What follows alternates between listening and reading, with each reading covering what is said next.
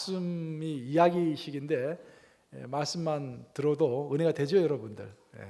하나님의 말씀입니다.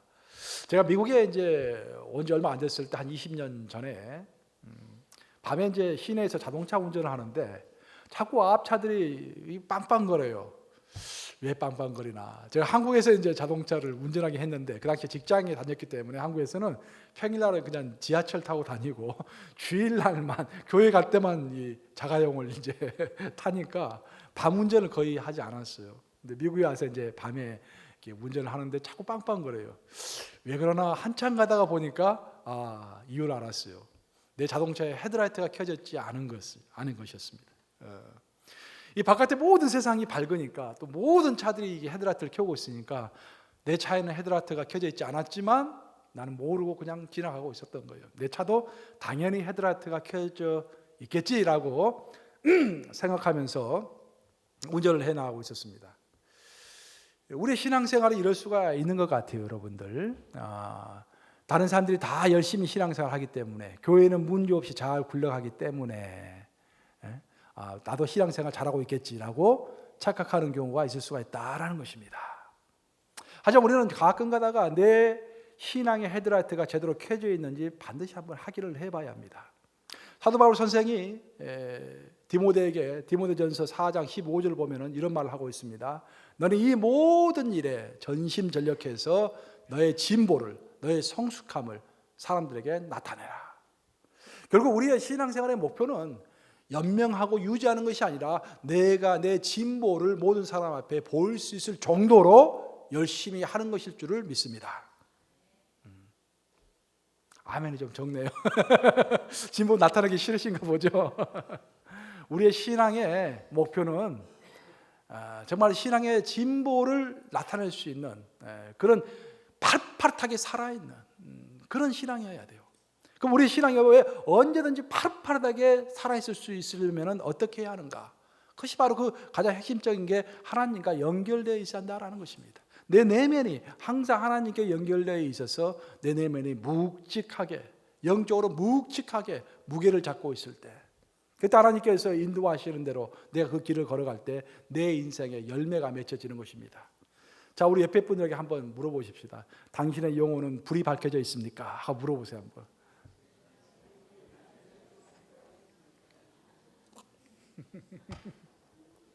한번 확인해 보세요. 정말로 내 영혼의 불이 파릇파릇 이렇게 살아있는가 꼭 한번 살펴보세요. 그것이 없으면은 살았으되 죽어 있는 사람입니다. 그렇죠? 중부 유럽에 남아 있는 봉건 시대, 중세 봉건 시대 건축물 중에서 가장 대표적인 건축물이 바르트부르크 성입니다. 바르트부르크 성 독일에 있죠. 바르트부르크 성은 1999년에 유네스코가 지정한 세계 유산이 되었습니다. 상당히 이제 그 지역에서 가장 대표적인 건축물 중에 하나라고 할 수가 있겠습니다. 이 바르트부르크 성이 우리와 특별한 관계가 있는 것은 바로 그곳에서 마틴 루터가 이 종교 개혁을 이제 준비했기 때문에 그것이 상당히 우리에게 의미가 있습니다. 지금부터 약 500년 전인 1521년에 마틴 루터는 교황으로부터 파문을 당합니다. 이 교황으로부터 파문을 당하면은 목숨이 이제 위태로운 지경에 처하게 됩니다. 갈 곳이 없어지니까. 그때 작센 지역, 신성 로마 제국, 오늘 말하면 독일과 비슷한 영역인데 그 작센 지역에 있었던 선제후라는 것은 그 신성 로마 황제를 투표할 수 있는 권한을 가진 황제 다음에 권력을 가진 그런 사람입니다. 그 선제후인 프리드리 3세가 이제 마틴 루터를 납치합니다. 납치해가지고 몰래 그 바르트부르크 성에 숨기는 것입니다. 그래서 바르트부르크 성에 이제 루터가 머물면서 2년간 머물렀는데 그곳에서 어떤 일을 했냐면은 신약 성경을 최초로 독일어로 번역을 한 것입니다. 그게 왜 의미가 있냐면은 그 전에는 일반 민중들이 보통 사람들이 성경을 읽을 수가 없었어요. 성경은 전부 다 라틴어로 되어 있었고 성경은 교회에만 한 권 딱 있는 거야. 그러니까 그걸 누가 봅니까? 사제들만 성경을 볼 수 있는 거야. 그러니까 사제들이 설교를 하고 무슨 명령을 내리면은 이것이 성경적으로 맞는지 틀린지를 알 수가 없는 거예요. 그래서 면죄부를 팔아도 이것이 성경적인가 보다라고 전부 돈을 들고서 면죄부를 샀던 것입니다. 돈만 내면 천국에 간다라는 거 아니겠습니까? 그래서 마틴 루터는 일반 평민들이, 보통 사람들이 성경을 알아야 한다라고 생각했기 때문에 독일어로 신약 성경을 번역했던 것입니다. 그 작업을 바르트브루트크 성에서 2년간 작업을 했어요. 그 성이 우리와 아주 긴밀한, 개신교와 긴밀한 연관관계가 있는 것입니다. 제가 자연스럽게 그 성을 한번 방문할 일이 있었는데 그 성에 가서 봤더니 그 성의 특징은 이 성의 바깥을 보면은요, 전쟁에 대비하기 위해서 아주 엄격하고 단호하게 단단하게 이렇게 구성되어 있습니다. 바깥은. 근데 그 내부를 보면은요, 굉장히 아기자기하게 만들어져 있어요. 굉장히 아름답습니다. 부드러워요. 예. 참 안식이 느껴져요.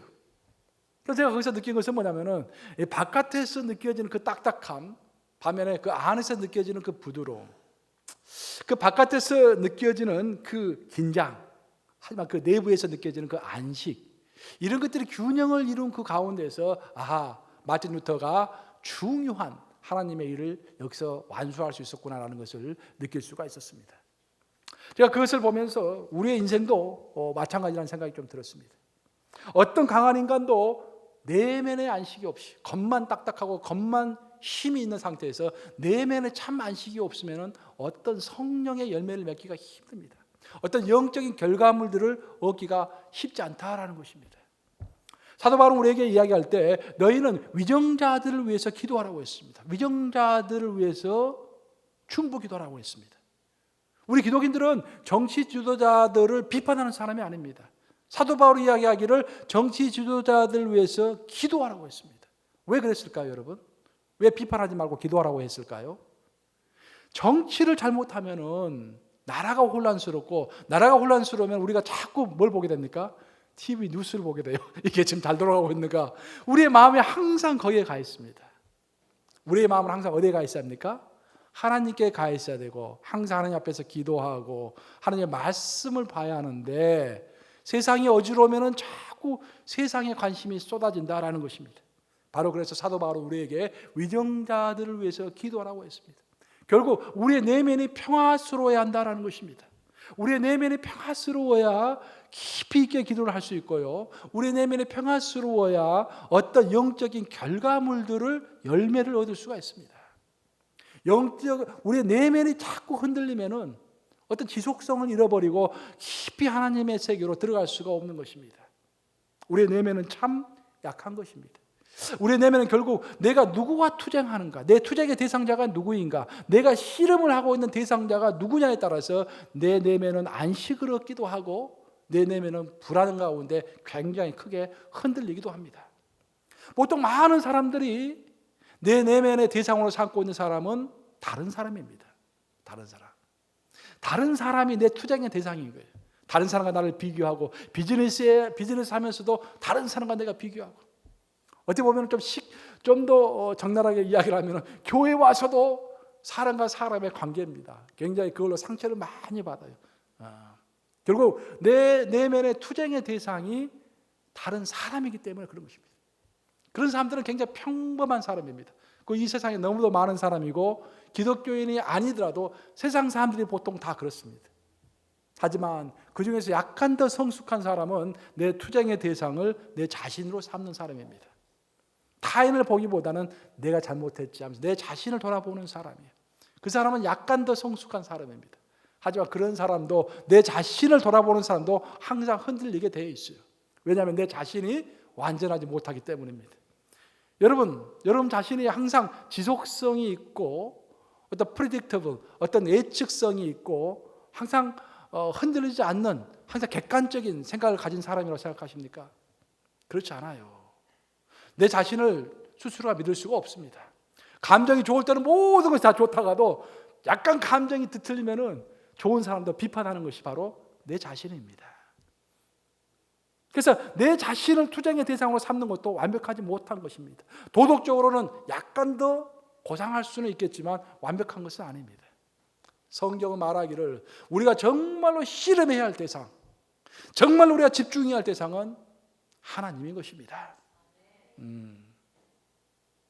내가 다른 사람과 상처받는 일이 생김에도 불구하고 그것을 하나님께 가져가서 하나님께 씨름하는 사람이 바로 내면의 안정을 찾을 수 있는 사람이고 안식을 찾을 수 있는 사람이고 바로 그런 사람이 열매를 맺게 되어 있는 것입니다. 오늘의 본문 이야기는, 창세기 본문 이야기는 바로 그런 이야기예요. 야곱이 오랜 인생을 살았음에도 불구하고 그 마음에 평안이 없었습니다. 왜냐하면 형 에서 때문입니다. 야곱은 태어날 때부터 형의 뒷발꿈치를 쥐고서 태어났던 사람입니다. 형과 투쟁하면서 자랐던 사람이에요.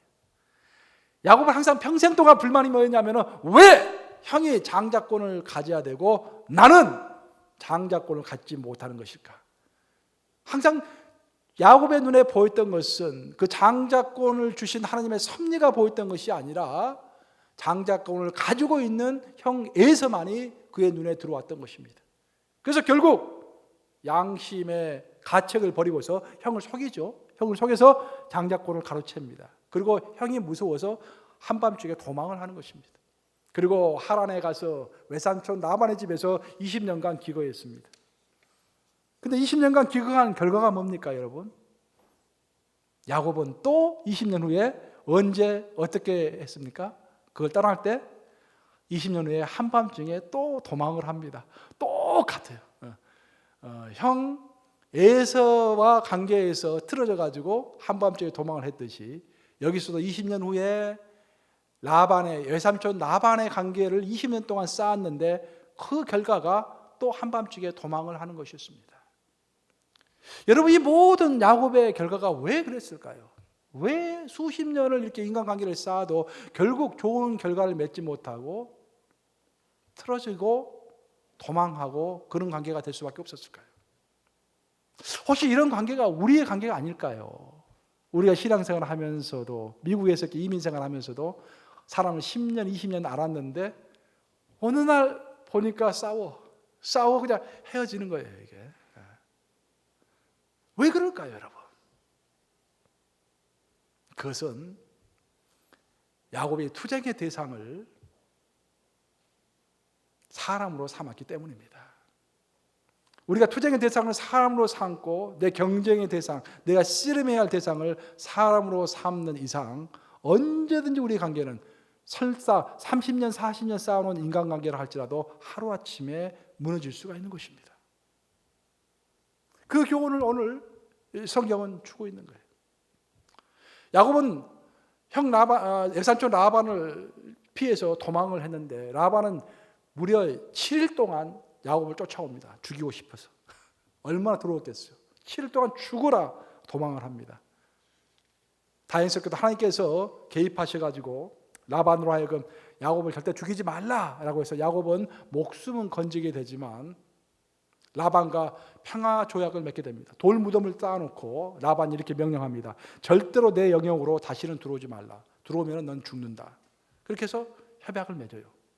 그렇게 하고 인간관계를 딱 마무리하고, 사실 야곱에게 있어서는 평생에 걸쳐서 두 명의 인간이 있었는데 하나는 형 에서이고 다른 하나는 라반인데 둘 다 좋지 못한 결과로 마무리 짓고서 이제 고향으로 내려가게 됩니다.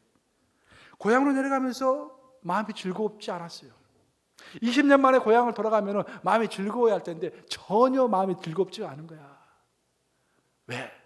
거기에는 또 자기가 속이고 자기가 한 방 먹였던 형 에서가 이를 갈면서 기다리고 있기 때문입니다. 그래서 너무 겁이 났습니다. 그래서 야곱은 머리를 쓰기 시작합니다. 어떤 머리를 쓰냐면은 자기가 가지고 있는 모든 소유물을 두 개의 떼로 크게 나눕니다. 그 이유는 만약 형 라반이 쫓아와가지고 한 떼를 치면은 다른 한 떼를 가지고 도망하기 위해서 모든 소유물을 짐승과 사람을 두 떼로 나누는 것입니다. 전부 인간적인 계략입니다. 또 선물을 준비합니다.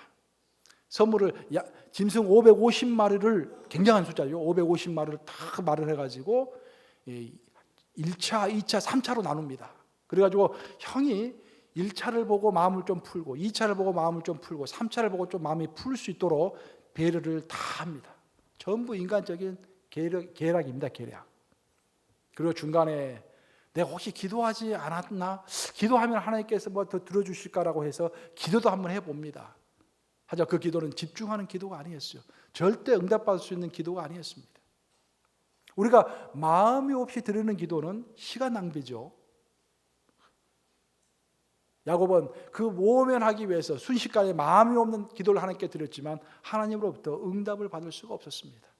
그래서 마음이 계속해서 불안한 상태에 있었어요. 그때 드디어 형 라반은 400명의 군사를 이끌고 야곱을 쫓아옵니다. 정확하게 말하면은 우리 한글 성경에는 약간 오해를 할 수 있도록 되어 있는데 정확하게 말하면 야곱을 쫓아온 것입니다. 죽이려고 쫓아온 거예요. 그런 절대절명의 순간에 있었는데 놀라운 것은 오늘 본문은 32장이지만 33장에 가시면은요, 33장 1절 이제 3절을 보시면은 야곱은 태도를 바꿔가지고 형 에서를 만나려고 제일 앞으로 나옵니다. 왜 이게 중요하냐면은 그 전에는 야곱은 어떻게 해서든지 수단과 방법을 안 가리고 나만은 살겠다라고 해서 항상 제일 뒤에 머물러 있었던 사람입니다. 다른 것을 다 희생해서라도 나만 살면 된다라고 생각해서 자기가 제일 뒤에 머물렀던 사람입니다. 항상 하인들을, 짐승들을, 가족들을 앞에 내세우고 자기는 제일 뒤에 있었어요. 그리고 어떻게 해서든지 틈만 나면 도망하려고 했습니다. 그런데 어떤 계기가 되어서 야곱은 자신감을 얻고서 제일 뒤에서 제일 앞으로 나오는 것입니다. 그럼 어떤 일이 있었을까요? 어떤 일이 있었길래 항상 뒤에서 도망갈 기회만 노리고 있던 야곱이 이제는 형 에서를 만나려고 당당하게 제일 앞으로 나올 수가 있었을까요? 그것은 하나님과 씨름한 것입니다. 약복강가에서 하나님이 나타나신 거예요. 야곱이 너무 불안에 떨고 인간적인 술수만 이를 강구하고 있기 때문에 하나님께서 은혜를 베푸셔서 직접 야곱에게 나타나셔서 야곱과 씨름을 한 것입니다. 즉 어떻게 해야 너가 이 사태를 극복할 수 있을 것인지 하나님께서 길을 인도하신 것입니다. 이것이 은혜입니다. 은혜. 어떨 때는 우리가 길을 볼 수가 없어요. 어떤 문제를 해결해야 하는데 나는 인간적인 방법으로 문제를 해결해 나가려고 계속해서 시도하는데 안 됩니다. 그때 하나님께서 정말로 천만다행으로 우리를 찾아오셔서 문제 해결책을 보여주시는 것입니다. 그 문제 해결책이라는 것은 하나님께 매어 달리는 것입니다. 야곱은 밤새 내내 하나님을 붙잡고 씨름했습니다. 중요한 것은 그 씨름을 하면서 야곱은 사람의 차원이 바뀌어지는 거예요. 그 전에는 형 에서와 씨름하는 사람이었습니다. 그 전에는 외삼촌 라반과 씨름하는 사람이었어요. 그런데 하나님께서 나타나심으로 밤새 내내 하나님이 야곱을 붙잡고서 씨름하면서 야곱은 이제 사람에게 집중하여서 사람과 씨름하는 존재가 아니라 하나님과 씨름하는 존재로 그 위치가 바뀌어진 것입니다.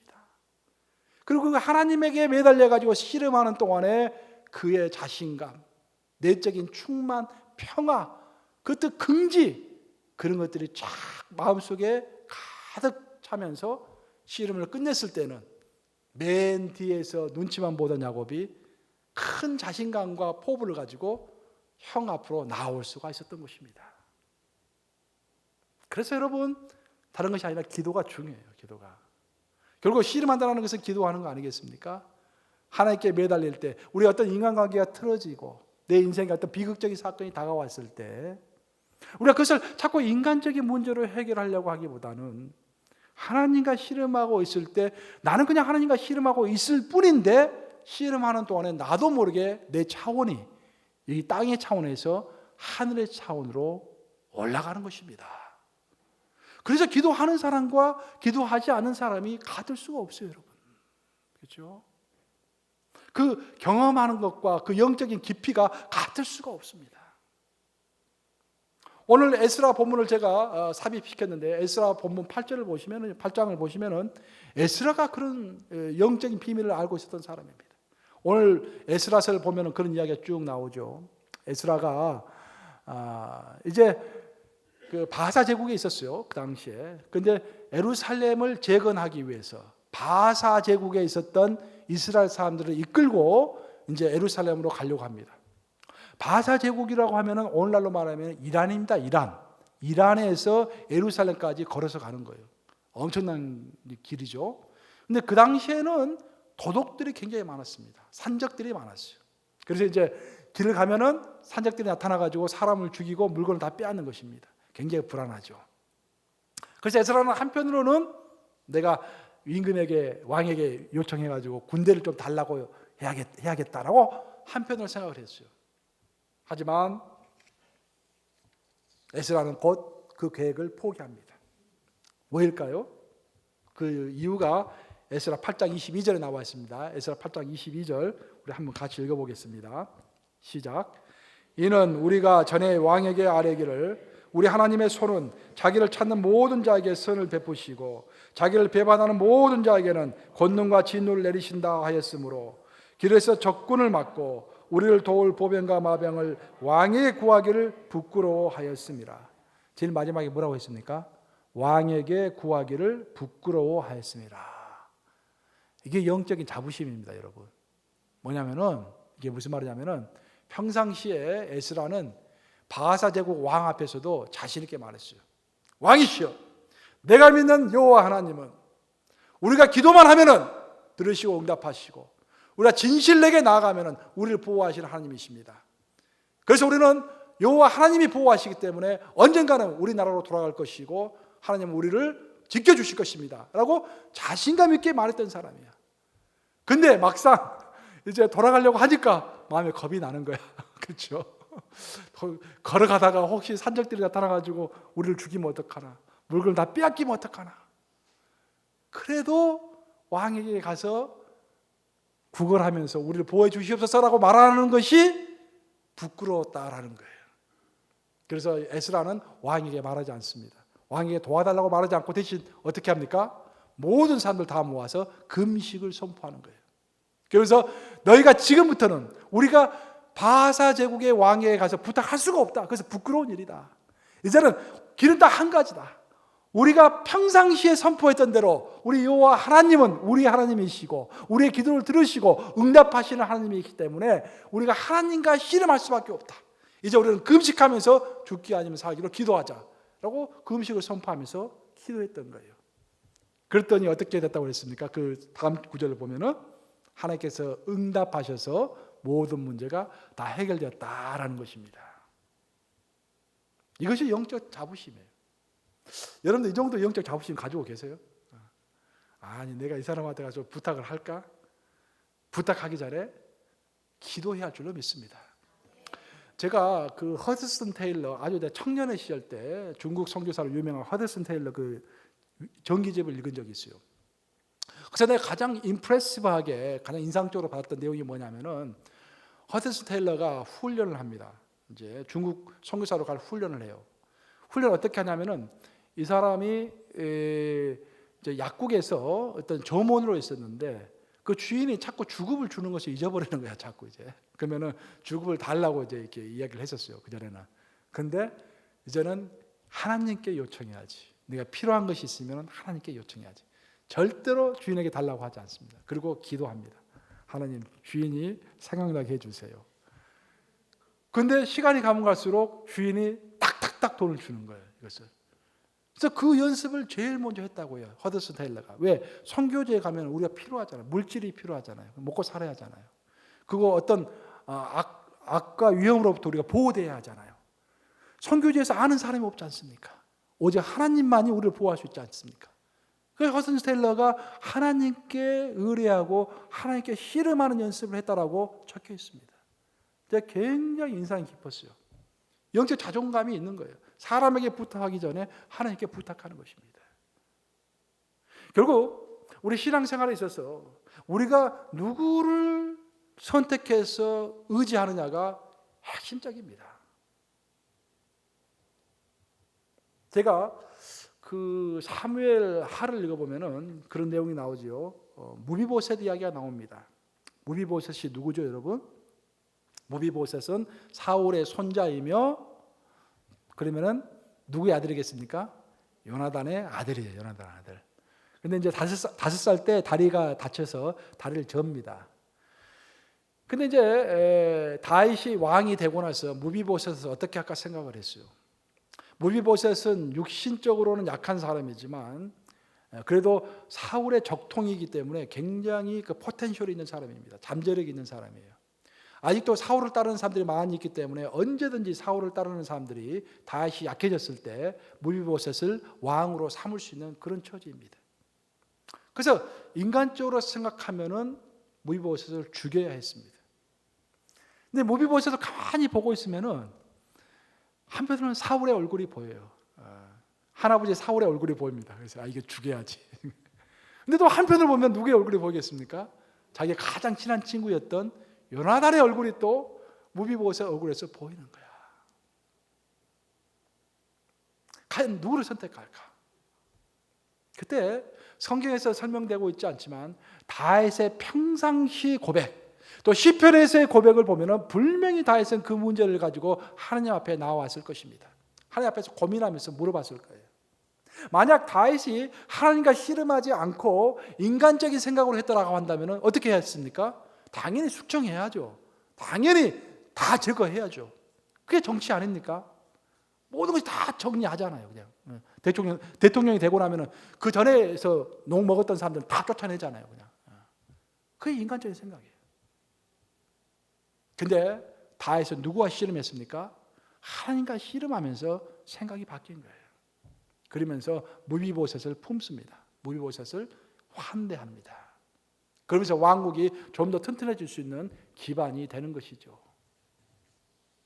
그뿐만 아니라 다윗의 이야기를 쭉 읽어보면 참 교훈되는 것이 많습니다. 다윗은 무엇보다도 항상 그 자기의 어떤 어려운 환경을, 그냥 어려운 환경에 닥쳤을 때 그 환경의 문제를 일으킨 사람을 보면서 그 사람과 투쟁하기보다는 항상 그 문제를 하나님의 문제로 승화시키는데 능숙했던 사람이에요. 그래서 상처받지 않았습니다. 다윗은 상처받지 않는 사람이었어요. 그 비결이 바로 그런 거예요. 사람의 문제를 그 사람과 투쟁하는 대신에 하나님께로 옮기는 그런 아주 스킬이 있었습니다. 시므이 이야기도 우리가 잘 알고 있는 이야기예요. 시므이가 누굽니까? 시므이가 사울의 친척이죠. 잘 아시다시피 다윗은 아들 압살롬이 반란을 일으켜가지고 아버지를 죽이겠다고 달려들었어요. 기가 막힐 노릇이죠. 그래서 다윗이 도망을 했습니다. 피난 가고 있는 중이었어요. 피난 가고 있는데 갑자기 시므이라는 사람이 나타나더니 고래고래 고함을 지릅니다. 너 다윗 이렇게 될 줄 알았다 하면서 고함만 지르는 게 아니라 돌을 들어서 다윗한테 던집니다. 근데 다윗이 지금 피난은 가고 있지만 사실 그 옆에 수많은 병사들이 같이 따라가고 있죠. 그래서 그 옆에 아비새라는 병사가 있었어요. 맹장이 있었습니다. 아비새가. 아니 주인님, 아니 저 개 같지도 못한 놈에게, 죽은 개라고 표현하고 있죠. 죽은 개에게 어떻게 우리가 가만히 있을 수가 있겠습니까? 내가 가서 목을 베겠습니다. 그렇게 이야기해요. 그래서 다윗이 뭐라고 합니까? 유명한 고백을 하죠. 다윗이 뭐라고 고백합니까? 하물며 내 몸에서 난 아들도 나를 죽이려고 하고 하는데 이 베냐민 사람이냐, 이 베냐민 사람이 그렇지 않겠느냐, 내가 보기에 다 하나님이 그에게 이 일을 시켜서 이가 나에게 이렇게 하는 것이다. 그래 내버려 둬라 라고 얘기하지 않습니까? 투쟁의 대상을 시므이로 삼는 것이 아닙니다. 그렇죠? 투쟁의 대상이 시므이가 아니라 오히려 하나님께서 이 일을 주관하셨다고 다 인정하는 것입니다. 요셉도 마찬가지 아닙니까? 요셉도 형들이 그를 죽이려고 했고 팔려고 노예로 팔아가지고 그 죽을 고생을 다 했는데 결국 국무총리가 된 상태에서 그 형제들 다 만났어요. 그 형제들은 벌벌 떱니다. 이제 요셉이 우리를 이제 혼내겠구나. 그때 요셉이 뭐라 합니까? 유명한 말 하죠. 45장 5절이죠. 그렇게 이야기해요. 당신들이 나를 이곳에 팔았다고 근심하지 마소서. 한탄하지 마소서. 하나님이 생명을 구원하시려고 나를 당신들보다 먼저 이곳에 보내셨나이다. 누굽니까? 당신들이 아니라 하나님이라는 거예요. 내 영적 차원이 당신들과 싸울 차원이 아니다라는 거예요. 나는 이미 하나님께 붙잡혀 있는 사람이고 이 모든 것을 주관하시는 분은 하나님이시고, 그래서 내가 당신에게 상처받을 필요도 없고 당신에게 보복할 필요도 없다라는 것입니다. 사랑하는 여러분, 내가 다시 오늘 설교 내용을 종합합니다. 여러분들은 일상을 살아가시면서 신앙생활 하시면서 누구와 씨름하고 계십니까? 여러분들 항상 마음속에 다른 사람과 씨름하고 계십니까? 김 집사, 이 집사, 또 직장에서 또 동료들, 아니면은 여러분의 씨름하는 대상이 하나님이십니까? 하나님으로 바뀌어져야 합니다. 우리의 씨름의 대상이 사람이 되면 안 되고 하나님으로 바뀌어져야 합니다. 그래야 우리가 상처 없이 내 내면의 안식을 얻으면서 내 신앙에 정진이 있을 수 있는 것입니다. 내가 오늘 설교 초두에서 사도 바울이 했던 말, 디모데전서 4장 5절을 이야기했죠. 4장 15절을 이야기했죠. 이 모든 일에 전심전력하여서 너의 진보를 모든 사람 앞에 나타나게 하라. 어떻게 해야 우리의 신앙의 진보가 있을 것인가? 물론 첫째는 하나님께 가까이 가는 것이겠지만 그 못지않게 중요한 것은 내 내면의 평화를 얻는 거예요. 내 내면의 평안 가운데 있을 때 내 영혼의 닻이 깊은 곳에 머물게 되는 것입니다. 그럼 내가 어떻게 해야 내 영혼이 평안 가운데 있을 것인가? 상처받지 않고. 그것은 내 투쟁의 대상이 다른 사람이 되면 안 됩니다. 오히려 내가 하나님과 씨름해야 하는 것입니다. 그리고 하나님과 씨름하는 과정 가운데서 나도 모르게 나의 영역이 땅에서 하늘로 올라올 줄로 믿습니다. 항상 기도하셔야 돼요, 여러분. 파릇파릇 살아있는 영혼으로 주 앞에 나가셔야 합니다. 그것만이 우리의 살 길임을 믿으시고 항상 하나님과 씨름하시는 여러분들 되시기를 우리 주님의 이름으로 축복합니다. 기도하시겠습니다.